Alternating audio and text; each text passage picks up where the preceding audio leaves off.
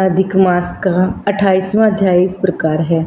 श्री नारायण बोले, चित्रगुप्त महाराज के वचन को सुनकर अपने योद्धाओं से बोले, यह कद्रय प्रथम बहुत समय तक अत्यंत लोभ से ग्रस्त हुआ, बाद में चोरी करना शुरू किया, इसलिए यह प्रथम प्रेत शरीर को प्राप्त कर वानर शरीर में जाए, तब यह इसको बहुत सी नरक यातना देंगे। हे भट्ट लोग, धर्मराज के गृह में यही कर्म श्रेष्ठ है। इस प्रकार चित्रगुप्त से आज्ञा प्राप्त होने पर भयंकर भट्ट लोगों ने चित्रगुप्त की आज्ञा अनुसार शीघ्र ही वैसा किया। उस ब्राह्मण को पीटते हुए प्रथम प्रेत शरीर करके फल रहित वन में रखा। वह ब्राह्मण प्रेत योनि को प्राप्त कर निर्जन गहन वन में क्षुधा तृषा से अत्यंत व्याकुल होकर भ्रमण करने लगा। प्रेत योनि में होने वाले दुख को भोग कर बाद में फलों की चोरी करने से वाले वानर योनि को गया। सुंदर शीतल जल और छाया तथा फल पुष्प से जम्बू खंड के मनोहर सुंदर कालाजोत पर्वत पर वहाँ इंद्र से बना हुआ उत्तम कुंड मानसरोवर के समान पवित्र सत्पुरुषों से सेवित पापों को नाश करने वाले देवताओं को भी दुर्लभ मृग तीर्थ नाम से प्रसिद्ध था, जिसमें श्राद्ध करने से पितर लोग सदगति को जाए। वहाँ पर देवता लोग दैत्यों के भय से मृग होकर निरंतर निर्भय स्नान करने लगे, इसलिए विद्वान लोग उस कुंड को मृग तीर्थ कहते थे। मनुष्य शरीर को प्राप्त कर वह ब्राह्मण वहाँ पर फलों की चोरी के करने के पाप से प्रथम वानर शरीर को प्राप्त हुआ।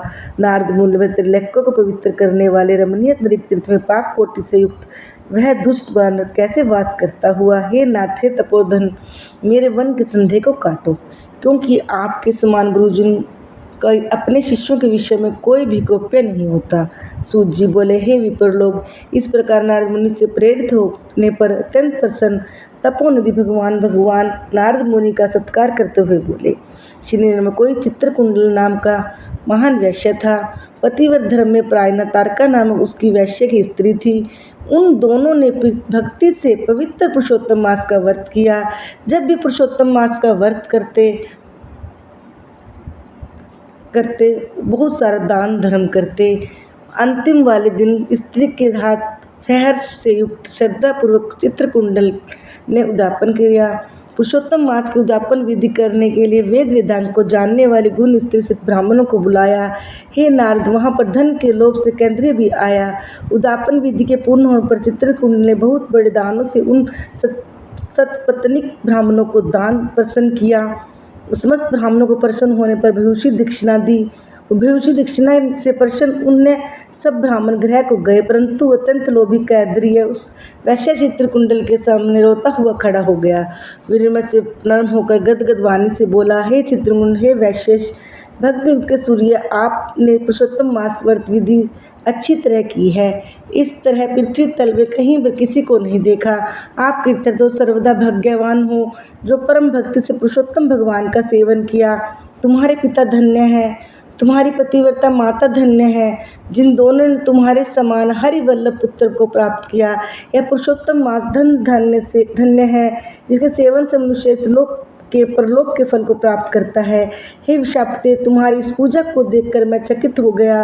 अहो, तुमने बहुत बड़ा काम किया, इसमें संदेह नहीं है।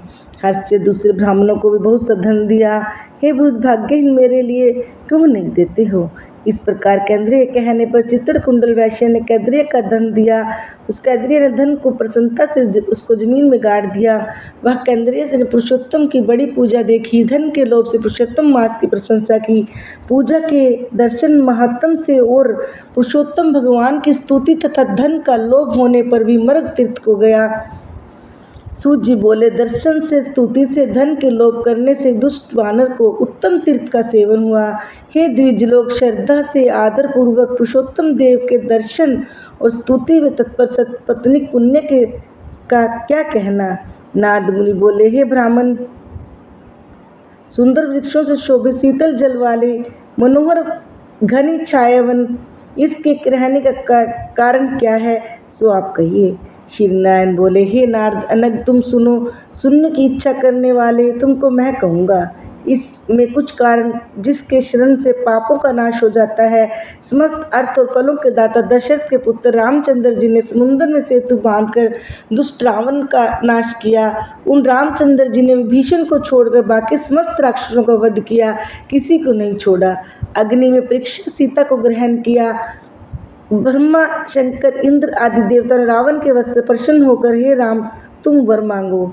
ऐसा कहने पर भक्तों को अभय करने वाले रामचंद्र बोले, हे देवताओं लोग, यदि तुम सब वरदान देना है तो सुनो। यहाँ पर राक्षसों से सूर वानर मारे गए हैं, इनको हमारी आज्ञा से अमृत वृष्टि कर शीघ्र जिला दो। तथास्तु कहकर ब्रह्मा शंकर इंद्र आदि देवताओं ने अमृत की वृष्टि कर वानरों को दोबारा जिंदा कर दिया। तंत्र व जैसारे समस्त वानर जीवित हो गए और चिरकाल तक शंकर उठे हुए समान देखने लगे। रामचंद्र चारों तरफ बैठ गए। समस्त वानरों के साथ पुष्पक विमान में बैठकर मुख कमल वाले सतपति रामचंद्र बोले, हे हे हनुमंत, हे तारामंत, हे जामवंत, वानरों के साथ आप लोगों ने मित्र का समस्त कार्य किया। आप लोग उन वानरों को आज्ञा दो जिसमें जहाँ से आप लोगों की आज्ञा पाकर वानर अपनी अपनी इच्छानुसार जंगलों में जाएं। हमारी ये दीर्घजीवी वानर जहाँ जहाँ वास करेंगे वहाँ के वृक्ष पुष्प फलों से युक्त हो जाएं, नदी मीठे जल वाली हो जाए, शीतल जल वाले सुंदर तालाब हों, उनको कोई मना नहीं करे। हमारी आशा से समस्त वानर जाएं। इसलिए रामचंद्र के प्रभाव से जहाँ वानर जाति के लोग वास करते हैं वहाँ वन में मीठे जल वाली नदी, सुंदर तालाब होते हैं, पुष्प वस्त्र से एक सुंदर फल वाले बहुत से वृक्ष, अदृष्ट होने वाले पूर्व जन्म के सुख दुख यहाँ प्राणी निवास करता है, वहाँ वहाँ अवश्य जाते हैं, क्योंकि बिना भोगे कर्म का नाश नहीं, ऐसी वेद की आज्ञा है।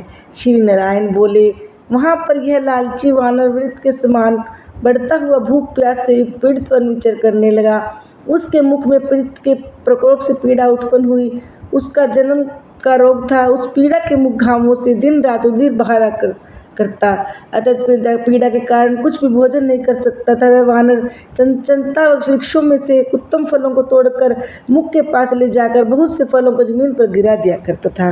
वह पीड़ा के कारण वह एक स्थान से बैठने में असमर्थ था। वृक्ष एक वृक्ष से दूसरे वृक्ष पर जाता हुआ मृत्यु को सुख देने वाला मानने लगा। किसी समय पृथ्वी पर गिर पड़ा, अत्यंत दुखित हो विलाप करने लगा। शरीर के टूट जाने से जलहीन मछली के साथ तड़पड़ाता हुआ रोदन करने लगा। स्थिर सिर वाला गलित मुख वाला यह वानर भूख प्यास से पीड़ित हो गया। उसके समस्त दांत मुख रोग से पीड़ित होकर गिर गए। पूर्व जन्म के पाप से इस तरह दुख प्राप्त हुआ। इस प्रकार नित्य प्रतिनिहार करते हुए वानर देव योग से पुरुषोत्तम मास होया। पुरुषोत्तम मास में शीतवात्वादि से पीड़ित रहा। किसी बहुल पक्ष में गहन में विचरण करता हुआ प्यासा वानर कुंड के पास पहुंचने पर भी जलपान करने में समर्थ नहीं हुआ। भूख से युक्त चल पड़ता हुआ ऊंचे वृक्ष के ऊपर चढ़ गया। एक वृक्ष से दूसरे वृक्ष जाते हुए बीच में कुंड आ पड़ा। बहुत दिनों तक निराहार रहा। उसका शरीर निर्बल शीतल प्राण वाला कुंड के तटभाग में आया। इस प्रकार दशमी दिन में 4 दिन तक वानर को पुरुषोत्तम मास में कुंड में लोट-पोट कर बीत गए। 5वें दिन आने पर मधन में उस तीर्थ में जल से भीगा शरीर वाला वानर प्राण रहित होकर गिर गया। उस देह को त्याग कर पाप रहित तत्काल वह दिव्य भूषणों से भूषित दिव्य देह को प्राप्त किया, जो कि नील कमल के दल के समान श्याम वर्ण करोड़ों कामदेव के समान सुंदर चमकते हुए रत्नों से जड़ित किरीटधारी सुंदर शोभायमान मृत्यक कुंडल वाला शोभाएं पवित्र पीत वस्त्र, कमर में रतन से जड़ित मेखला वाला शोभायन बाजूबंद कंकन अंगूठी हार से शोभित नील वर्ण के टेढ़े चिकने बालों से आवृत सुंदर मुख था। उसी समय शीघ्र वहाँ वैष्णव से युक्त विमान आया, जिसमें भरी में पटह वेणु वीणा का महान शब्द हो रहा था।